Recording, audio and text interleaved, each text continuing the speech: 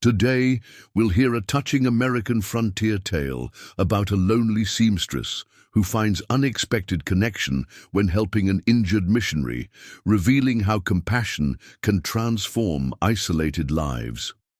In the shadow of the Grand Canyon, 1912, Abigail Fletcher worked diligently at her Singer sewing machine.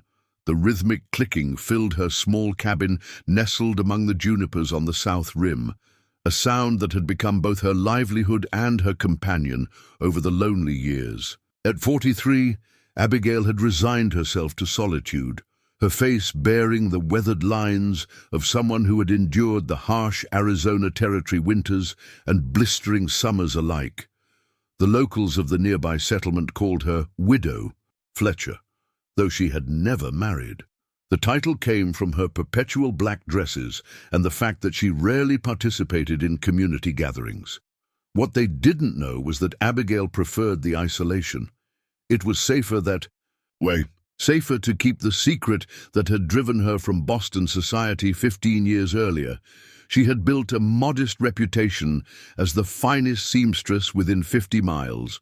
Ranchers, wives, schoolteachers, and even the occasional tourist heading to view the magnificent canyon would seek her skills. They would leave their fabric and measurements, returning days later to collect their commissioned garments, always keeping conversation to a minimum. Abigail preferred it that way. That particular morning in late September, the air carried the first hint of autumn crispness. Abigail had risen before dawn, as was her habit, to work on Mrs. Henderson's daughter's wedding dress. The ivory satin flowed beneath her fingers as she carefully attached delicate lace to the bodice. The knock that came at her door was unexpected. Visitors seldom arrived unannounced, especially not at this early hour. Abigail set aside the precious fabric and smoothed her apron, tucking a stray strand of graying hair back into her severe bun before opening the door. Sheriff Thomas Blackwood stood on her porch, his expression grim beneath his wide-brimmed hat. At 55, the sheriff had been a constant, if distant, presence in Abigail's life since she'd arrived in the territory. "Miss Fletcher," he nodded respectfully, "apologize for the early call, but we've got ourselves a situation." Abigail waited silently, hands folded at her waist. "Found a man out by Horseshoe Mesa, Missionary, by the looks of his things. Been attacked, mountain lion most likely. He's in a bad way." "I'm sorry to hear that, Sheriff, but I don't see how this concerns me," Abigail replied, her voice soft but firm. Sheriff Blackwood shifted his weight. "Doc Phillips is away visiting his daughter in Flagstaff. Won't be back for 3 days. This fella needs tending, and you're known to have a healing touch." Abigail's jaw tightened. Another rumor that had followed her, spawned from the time she'd helped the Miller boy when he'd broken his arm falling from a horse. She'd simply set and wrapped it properly. Nothing miraculous about it. Just knowledge she'd rather have. "Kept private. There's the boarding house in town," she suggested. "Mrs. Peterson's got a full house with that group of Eastern tourists. Besides," he paused, looking uncomfortable, "and the man's torn up pretty bad. Folks might get scared seeing him, and he needs quiet." Abigail understood the unspoken request. The stranger needed isolation, the very thing she had in abundance. "Where is he now?" she asked, resignation in her voice. "Got him in my wagon. Brought him straight here." Before she could protest, Blackwood was already heading back to his wagon. Abigail followed, wrapping her shawl around her shoulders against the morning chill. The man lay still on a makeshift stretcher in the back of the wagon. Blood had soaked through the bandages wrapped hastily around his torso and left arm. His face was pale, beneath a beard streaked with premature gray, his breathing shallow and labored. "Jonathan Merritt," the sheriff said, reading from a small leather-bound journal he'd pulled from his pocket. "Traveling missionary, according to his papers. He's been working with the Havasupai down in the canyon." Abigail's eyes narrowed as she studied the wounded man. She estimated him to be in his late 30s, though pain had etched deep lines around his closed eyes. His clothing, what remained intact, was simple but well made. A white cotton shirt now stained crimson, dark trousers, and sturdy boots. "Bring him inside," she said with a sigh. "I'll need hot water and clean linens." Together, they carried Jonathan Merritt into Abigail's cabin, placing him on her narrow bed. The sheriff helped her remove the man's torn shirt, revealing the extent of his injuries. 3 deep gashes ran diagonally across his chest and side, the marks unmistakably those of a large predator. "I'll send over supplies from town," Sheriff Blackwood said, backing toward the door. "And I'll try to get word to Doc Phillips to return early if possible." Abigail nodded, already assessing the wounds with clinical detachment. "Send Billy Jenkins with willow bark if Mrs. Henderson has any, and honey, I'll need clean honey." After the sheriff departed, Abigail set to work. She heated water on her small stove and gathered what supplies she had: clean fabric scraps, a bottle of whiskey she kept for medicinal purposes, needle and silk thread. With practiced efficiency, she cleaned the wounds, wincing at their depth. The man would need stitches if he was to have any chance of survival. Jonathan Merritt remained unconscious throughout her ministrations, occasionally moaning but never waking fully. As she carefully stitched the deepest gash, Abigail studied his face. Despite his injured state, there was a serenity to his features that she found curious. Most men she had known wore their ambitions, frustrations, or vices plainly on their countenances, even in repose. This man's face told a different story.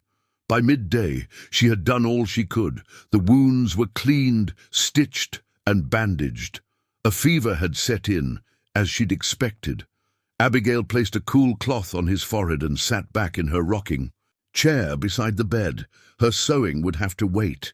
A man's life now hung in the balance under her roof. As afternoon stretched into evening, Abigail maintained her vigil. Billy Jenkins had delivered the requested supplies from town, along with a note from Mrs. Henderson expressing concern and offering additional help if needed. Abigail had sent back a brief reply declining the offer. The fewer people who entered her sanctuary, the better. She prepared a simple broth, hoping the missionary might wake enough to take some nourishment. As darkness fell outside, she lit the oil lamp on the small table beside the bed. In its gentle glow, she noticed something she had missed earlier: a small wooden cross hanging from a leather cord around the man's neck. It was intricately carved, unlike any she had seen before. Just as she leaned closer to examine it, Jonathan Merritt's eyes flickered open. For a moment, he seemed disoriented, his gaze unfocused. Then his eyes, a startling clear blue, settled on her face. "Am I dead?" he whispered, his voice barely audible. "Not yet," Abigail replied, reaching for the cup of water she had prepared. "Though it wasn't for lack of trying, that mountain lion nearly had you for dinner." She helped him lift his head slightly to take a few sips of water. He winced as the movement pulled at his stitches. "Thank you," he said, settling back against the pillow. "Ah, you are most kind to help a stranger." "Sheriff didn't give me much choice," Abigail said, more sharply than she had intended. "The town doctor is away." A faint smile touched the missionary's lips. "Then I am doubly blessed. God works in mysterious ways." Abigail suppressed the urge to roll her eyes. Religious platitudes were exactly what she didn't need in her home. "You should rest," she said, standing to adjust the lamp. "Your body has a lot of healing to do." "May I know the name of my rescuer?" he asked, his eyes already beginning to close again as exhaustion overtook him. "Abigail Fletcher." "Miss Fletcher," he murmured, "I am in your debt. Are you enjoying our story? Tell us where you're watching our videos from. Leave your city in the comments and let us know what other stories you'd like to hear. Suggest a narrative for us, and we'll consider bringing it to life in future videos. For 3 days, Abigail tended to Jonathan Merritt with reluctant dedication. His fever rose and fell like the tide, sometimes leaving him delirious, calling out names she didn't recognize and speaking in what sounded like the Havasupai language. During his more lucid moments, he would thank her or request water, but mostly he slept, his body fighting to heal the grievous wounds. On the morning of the 4th day, Abigail awoke in her rocking chair to find Jonathan watching her, his eyes clearer than they had been since his arrival. "Good morning, Miss Fletcher," he said, his voice stronger. "I believe I may have inconvenienced you long enough." Abigail straightened, smoothing her rumpled skirt. "You're hardly in any condition to leave, Mr. Merritt." Jonathan, "Please," he corrected gently, "and I'm feeling much improved, thanks to your care." She approached the bed and lifted the bandage covering his chest to examine the wounds. The angry red inflammation had receded, and there was no sign of putrefaction. Still, the gashes were deep, and the stitches would need to remain for at least another week. "Improved isn't the same as healed," she said, replacing the bandage, "unless you're eager to reopen these wounds and bleed to death somewhere between here and wherever you think you're going." A small smile played at the corners of his mouth. "You have a direct way of speaking. It's refreshing." "I have little patience for foolishness," Abigail replied, moving to the stove to stir the pot of porridge she had prepared. "And leaving before you're healed would be precisely that." "Then I shall bow to your wisdom," Jonathan said, attempting to sit up higher against the pillows. He winced at the effort, and Abigail rushed to assist him, adjusting the pillows to support his back. "The sheriff brought your belongings," she said, nodding toward the worn leather satchel resting on her small dining table. "I haven't touched them, except to retrieve your journal to learn if there was anyone who should be notified of your condition." "There's no one," Jonathan replied, a shadow passing across his features. "My parents passed years ago, and I have no wife or children. The Mission Society knows I'm in the territory, but they wouldn't expect regular communication." Abigail nodded, understanding isolation all too well. She brought him a bowl of porridge and sat in the rocking chair, watching as he took small, careful spoonfuls. "May I ask what brought you to the canyon?" she inquired, surprising herself with the question. She rarely initiated conversation. Jonathan took a moment before answering, as if gathering his thoughts. "I came to bring medicine and education to the Havasupai people, but I've found they have much more to teach me than I them, such as their understanding of balance between people and nature, between giving and taking, between joy and sorrow." His eyes took on a distant look. "See, they live within the earth itself, in that magnificent blue-green canyon, yet they reach toward the heavens in their spiritual practices. They understand harmony in ways we've forgotten."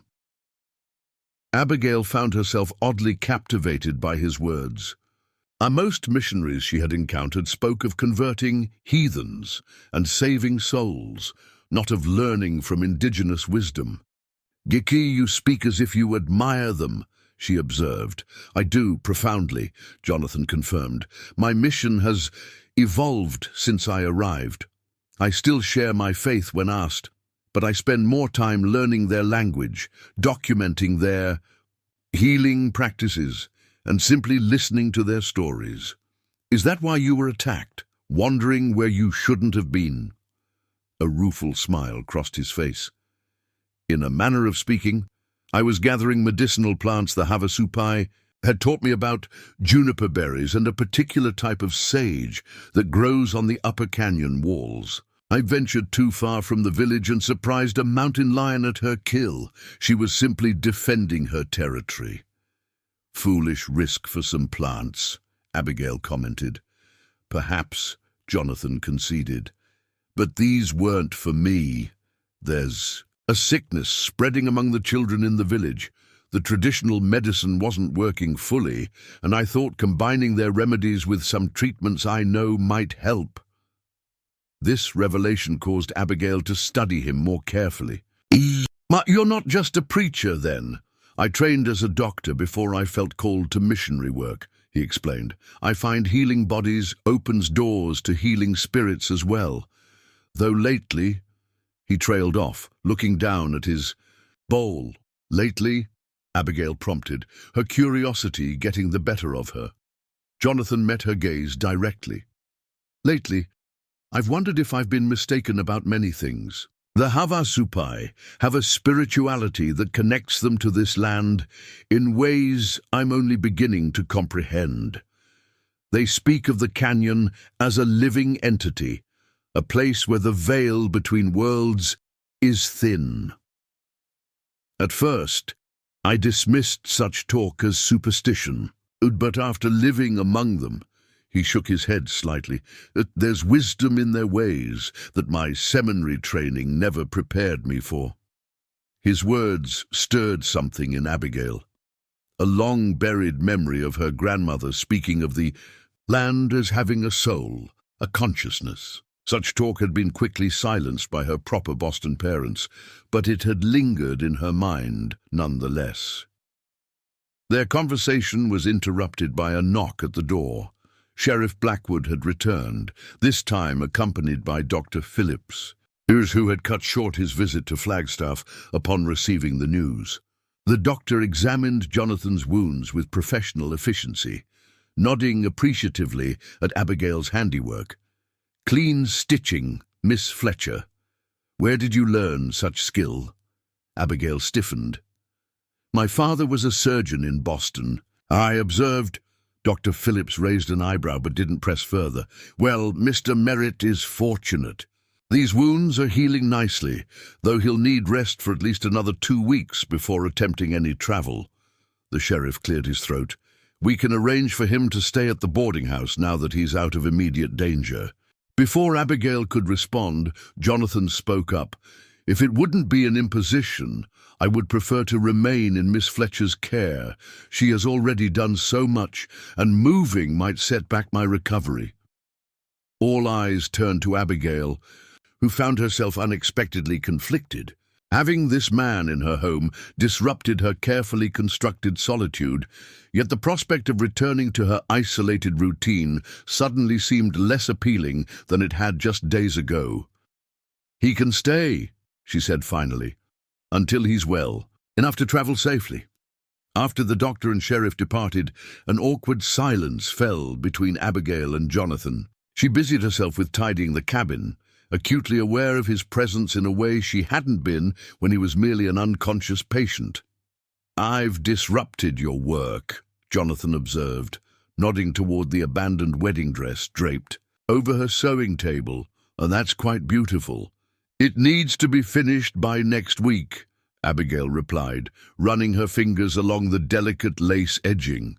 "The Henderson girl is marrying the son of a cattle rancher from Flagstaff." "May I watch you work?" Jonathan asked. "I promise to be quiet." Abigail hesitated, then nodded. She settled at her sewing machine, threading the needle with practiced ease. As she began to stitch, the familiar rhythm of the machine filled the cabin, but now it felt different, shared rather than solitary. Over the next few days, a routine developed. Abigail would sew in the mornings, while Jonathan read from one of the few books she owned or from his own journal. In the afternoons, when the pain in his wounds ebbed, he would tell her about his experiences with the Havasupai people, describing the stunning blue-green waters of Havasu Creek, the thundering waterfalls, and the peach orchards cultivated in the fertile canyon soil. Abigail found herself increasingly drawn to his stories, and occasionally sharing small fragments of her own past, her childhood in Boston, her father's prestigious medical practice, her mother's social ambitions. She carefully avoided mentioning why she had left, deflecting whenever the conversation veered too close to that painful chapter. A week after Jonathan's arrival, as Abigail was changing his bandages, she noticed the wooden cross around his neck again. In the blur of emergency care and subsequent recovery, she had forgotten about it. "This is unusual craftsmanship," she remarked, gently lifting the cross with her fingertip to examine it more closely. The wood was dark and polished smooth, with intricate carvings that seemed to form a continuous pattern rather than distinct symbols. Jonathan's hand came up to touch the cross, his fingers briefly brushing against hers. It was a gift from White Feather, one of the tribal elders. "He carved it after I helped his grandson recover from a rattlesnake bite." "It doesn't look like Christian imagery," Abigail observed. "It's not entirely," Jonathan admitted. White Feather incorporated their traditional symbols for healing and protection with the cross form. He said it represented the bridge between our beliefs. A thoughtful expression crossed his face. He told me, I walk between worlds, just as the canyon itself does, 1 foot in the world above, 1 in the world below." Abigail finished securing the fresh bandage and moved away, suddenly uncomfortable with their proximity. "Your wounds are healing well. Another week, and you should be able to move about more freely." Jonathan caught her wrist gently before she could retreat completely. "Abigail," he said, using her first name for the first time, "may I ask you something personal?" She stiffened but didn't pull away. "You may ask, I may not answer. Why do you live alone so far from town? A woman of your education and refinement, surely Boston offered more opportunities than this remote outpost." The question struck too close to her carefully guarded secret. Abigail withdrew her hand from his grasp. "Not all opportunities are what they appear to be, Mr. Merritt. Sometimes isolation is a choice, not a punishment." "I didn't mean to offend," he said softly. "It's just that I sense a kindred spirit in you, someone who has also fled from something." "You fled?" Abigail asked, seizing the opportunity to shift attention away from herself. Jonathan's expression grew somber. "In a manner of speaking, I came to the Arizona territory partly out of duty, partly out of faith, and partly to escape the memory of failure." "What failure?" He looked down at his hands. "Before coming west, I worked in a hospital in Philadelphia. There was an outbreak of influenza. Despite all my training, all my prayers, I couldn't save them, dozens of patients, including a young woman I had grown particularly fond of. Mary was her name." His voice grew quieter. "I began to question everything, my abilities as a doctor, my worthiness as a minister, even God's mercy." The raw honesty of his confession touched something in Abigail. "And then I understand questioning more than you might think," she said cautiously. "What do you question, Abigail Fletcher?" Jonathan asked, his blue eyes searching her face. For a moment, Abigail teetered on the edge of revealing her long-held secret. The words formed in her mind. "I questioned whether a woman could practice medicine openly. I questioned the justice of a society that would vilify me for treating patients without a license they refused to grant women. I questioned why saving lives should be a crime. Instead," she said simply, "I question whether the past ever truly releases its hold on us." Jonathan seemed to understand that she had shared as much as she was willing to. He nodded slowly. "The Havasupai have a saying, water flows through the canyon, but the canyon remains. They believe our experiences shape us like water-shaped stone, but we are not defined solely by what has worn us down." That night, and as Abigail lay on her makeshift bed near the stove, having given her proper bed to Jonathan, she reflected on his words. She had spent 15 years defining herself by what she had lost, by the scandal that had driven her from Boston, by the promise she had made never to practice medicine again after a patient died under her unauthorized care. The subsequent investigation had threatened to implicate her father, whose reputation would have been destroyed had it become known he had taught his daughter medical arts and allowed her to treat patients secretly. She had fled west, carrying only her sewing skills and the burden of her broken dreams. The canyon country, with its vast emptiness and harsh beauty, had seemed a fitting place to bury her aspirations. Yet now, listening to the steady breathing of the missionary sleeping across the room, she wondered if she had been wearing her isolation like armor against a threat that no longer existed. The following morning brought unexpected visitors. Sheriff Blackwood arrived with 2 Havasupai men who had journeyed from the canyon floor in search of the missing missionary. They introduced themselves as Swift Water and Young Hawk, explaining through limited English and the sheriff's translation that they had been tracking Jonathan since discovering signs of the mountain lion attack.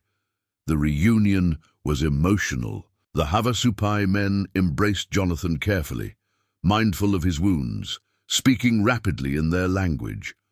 Jonathan responded in kind, his pronunciation halting but comprehensible enough to bring smiles to their weathered faces. "They say, the children grow sicker," Jonathan explained to Abigail after their initial exchanges. "They've come to bring me back, but also to gather the medicines I was collecting when I was attacked." Swift Water produced a small leather pouch, showing Jonathan its contents, a meager collection of dried plants. Jonathan frowned, speaking again in the Havasupai language. The older man shook his head, gesturing toward the canyon, and then making a sweeping motion with his arms. "What's wrong?" Abigail asked. "The particular sage they need grows only on the upper ridges. They've gathered some, but not enough to treat all the affected children."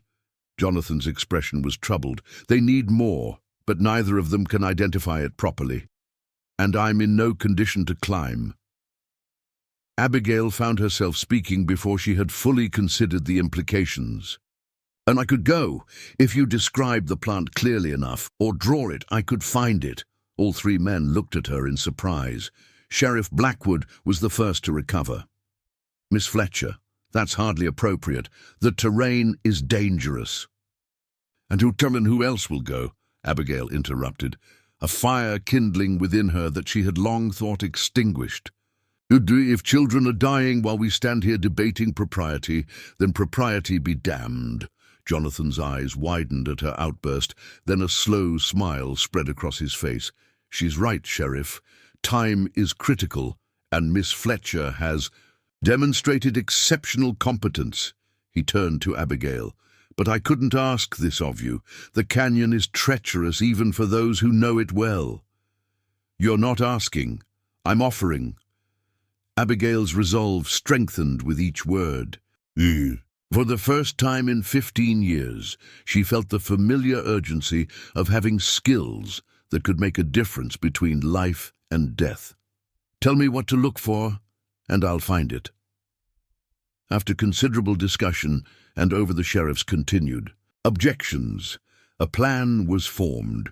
Young Hawk would guide Abigail to the areas where the medicinal sage grew.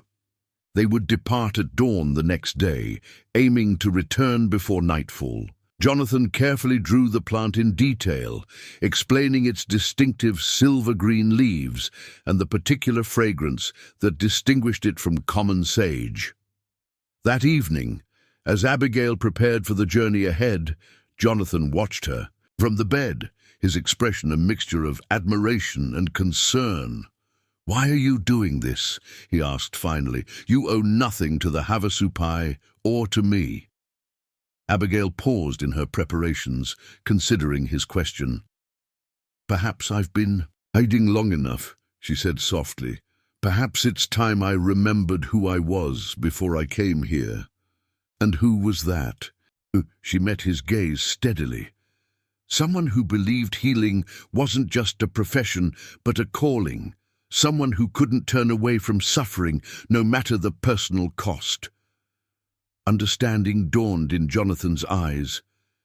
"You were a healer, a—" "Doctor, not officially," Abigail said, the confession both frightening and liberating. "Women weren't permitted to attend medical school when I was of age, but my father taught me everything he knew. I assisted him for years, and then began treating patients on my own, mostly women and children who couldn't afford proper care." "What happened?" Jonathan asked gently. Abigail's hands stilled on the pack she was preparing. "A prominent banker's wife came to me with a difficult pregnancy. She had heard rumors of a woman healer who could help when male doctors couldn't or wouldn't. I did everything right, everything my father would have done, but she hemorrhaged. She died in my arms." The memory still had the power to bring tears to her eyes. Her husband demanded an investigation. I would have faced charges for practicing without a license, and my father would have been implicated for teaching me and allowing me to use his instruments. His reputation, his practice, everything would have been destroyed. "So you left to protect him," Jonathan surmised. "I left because I had no choice," Abigail corrected. "But yes, protecting my father was part of it. He didn't deserve to suffer for my ambitions." She resumed packing, adding, "I promised him I would never practice medicine again. Coming west, becoming a seamstress, it was a kind of penance."